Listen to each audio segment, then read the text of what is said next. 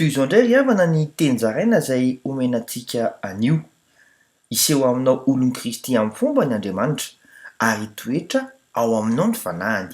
Araka ny voasoratra amin'izay kely toko fa 8:30 mivaky toy izao amin'ny anaran'i Jesosy hoe ary tsy hafeniko aminy intsony ny tavako fa ahitiko amin'ny taranak'Israely ny fanahiko. Ho Jehovah Tompo.